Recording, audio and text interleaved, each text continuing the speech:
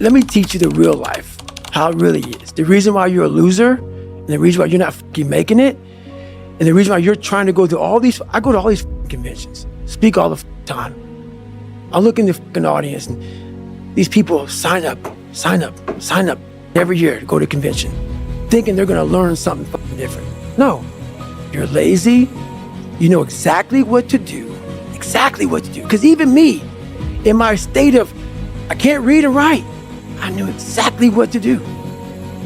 It just sucks doing it.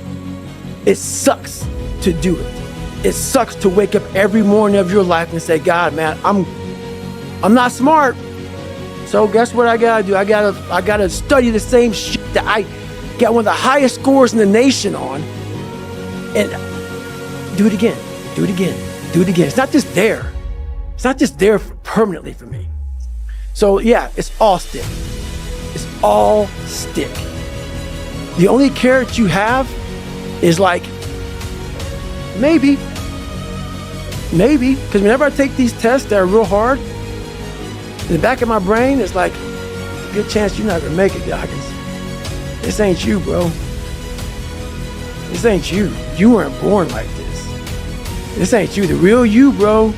Study all you want to, but the second that fuck computer comes on with 150 questions, this ain't you, man. But somehow, it comes back, I passed. Passed again. But that real me back here every fucking time is saying, that ain't you, bro.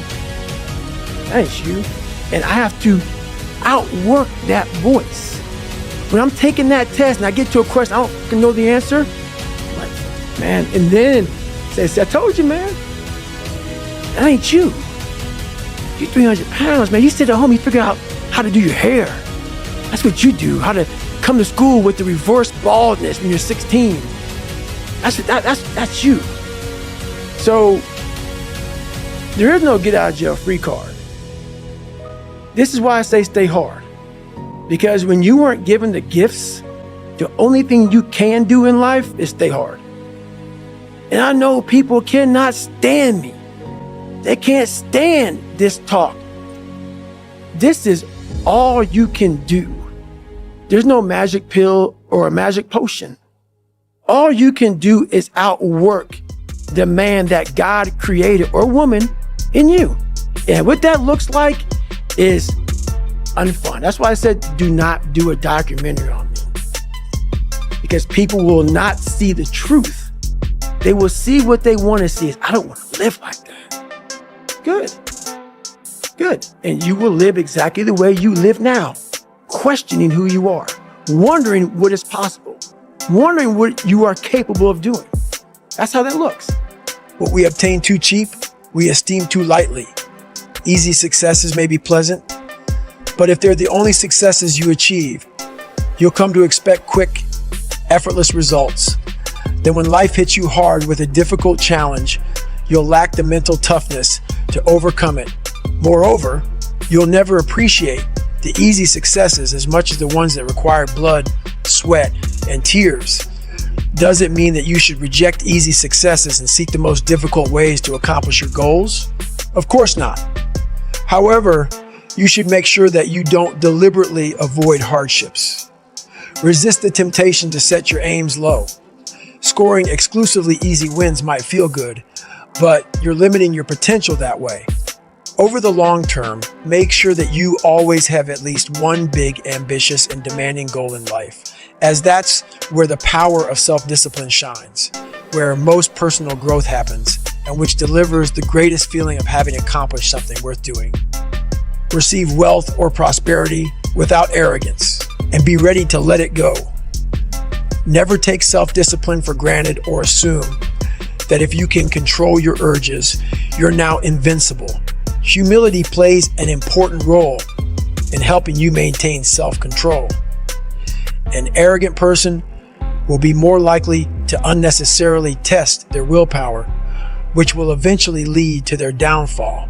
This happens because of the restraint bias, the tendency for people to overestimate how capable they are of controlling impulsive behaviors. Research shows that people who had an inflated belief in their self-control overexposed themselves to temptations, such as recovering smokers putting themselves in situations tempting them to smoke, which increased the risk of a relapse. Assume that your self-discipline is like prosperity. It's possible that it will stay with you for a long time, but it's also possible that it will disappear. Consequently, you'll work harder to keep it in your life. If it does go away, when you make some mistakes, you'll accept it with more tranquility and be more likely to regain it quickly.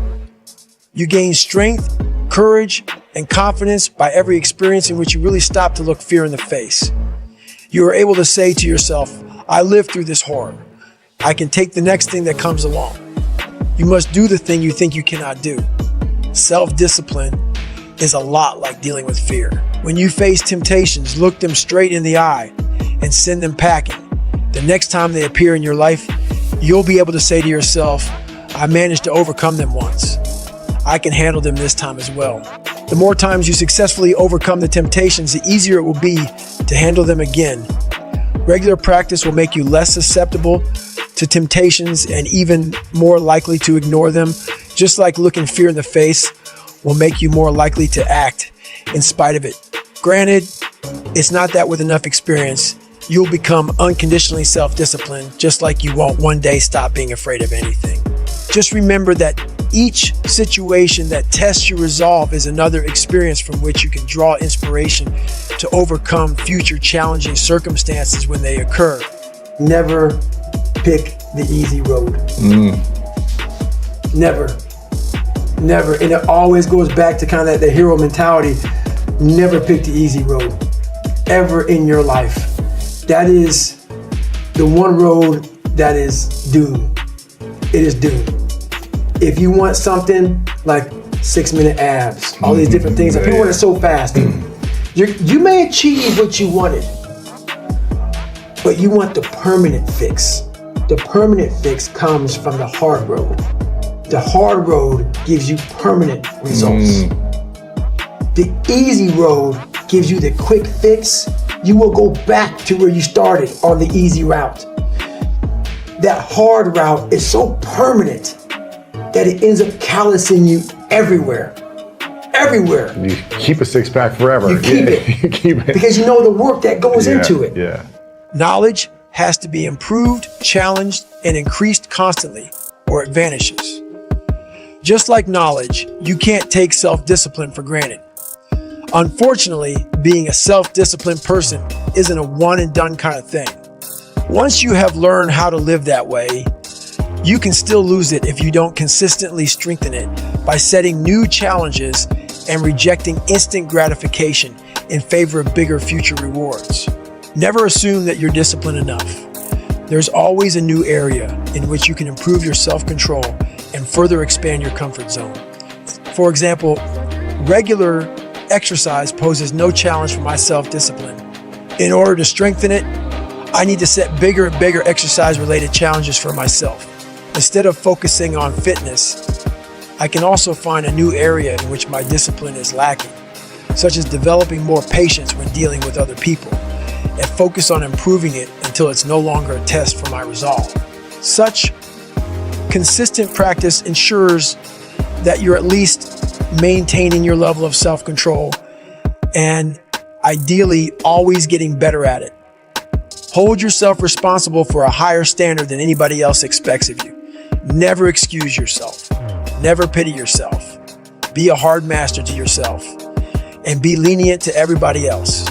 The only standards that should concern you are your own standards. If you act in accordance with the standards of the majority of people, you'll be overweight, unfit, unhealthy, lazy, hating your job, not having enough time for your family, and in debt. I sometimes get flack for my goals. You're already slim.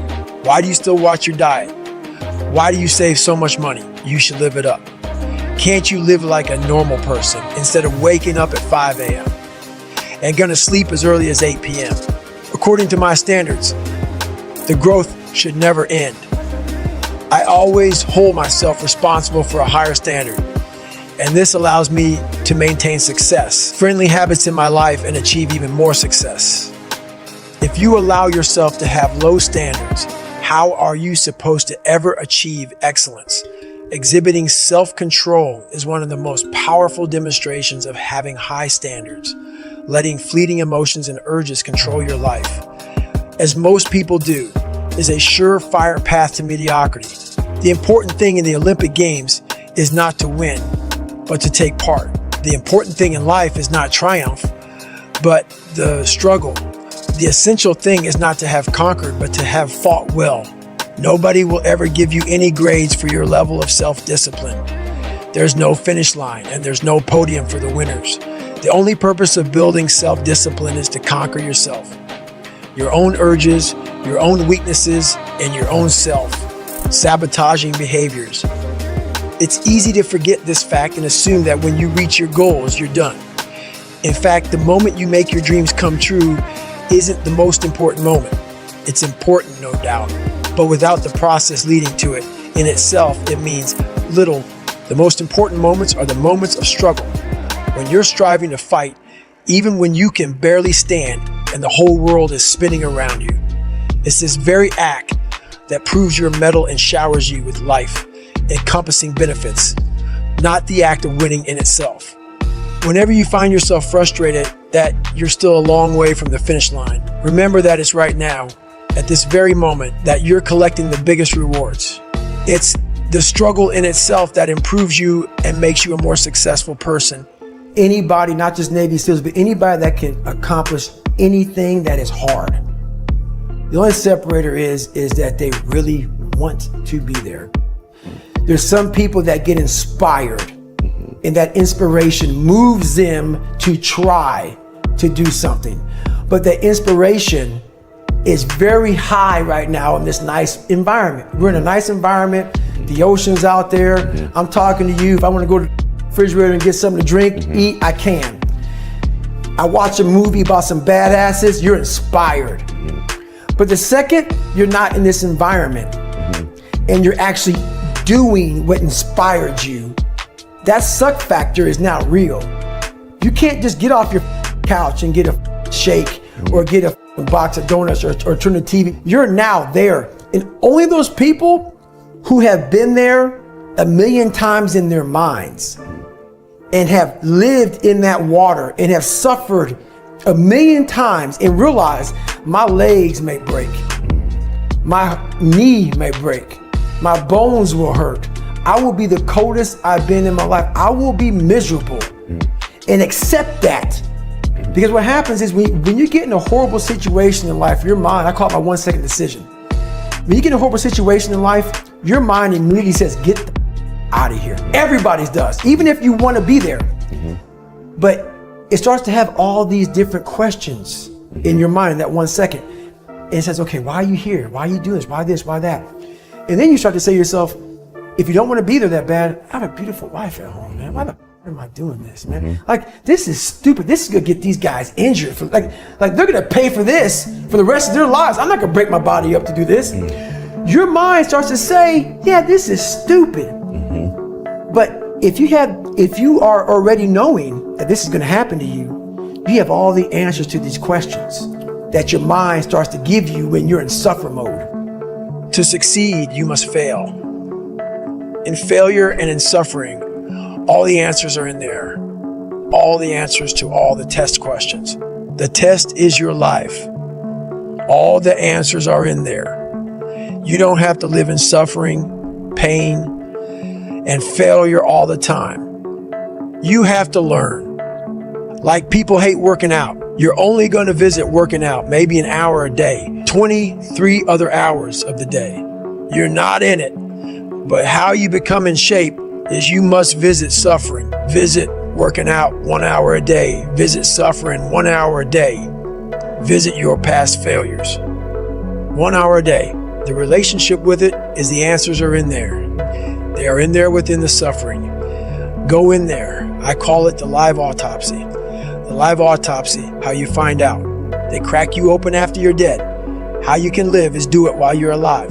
Go back in your brain. Crack it open while you're alive. Don't wait until you're freaking dead to figure out why you died. Do it while you are living. Go in there, go into the suffering, go into the pain of your life and say, why does this suck for me so bad? Why am I afraid of all this stuff? Why have I shut down the whole world? I guarantee I'll tell you why you shut down the whole world. It's in these nooks of the suffering within your brain. In the scarring are all the answers to why you are on the couch feeling sorry for yourself. They lie within the scars. Visit them for at least an hour a day. Study them. And then you'll find out more about yourself. You will then grow. So don't look at it as every day I suffer.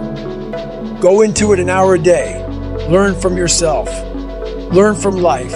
Learn from me. Learn from your failures. Learn from your insecurities. Learn from your self-doubt. Don't just say, I'm afraid to jump off an airplane. What makes you afraid of it? Study it. That's why I studied my mind. Why I became so powerful in the mind, because I realized I was weak. So instead of running away from the mind, I dove into it and said, what is making me weak?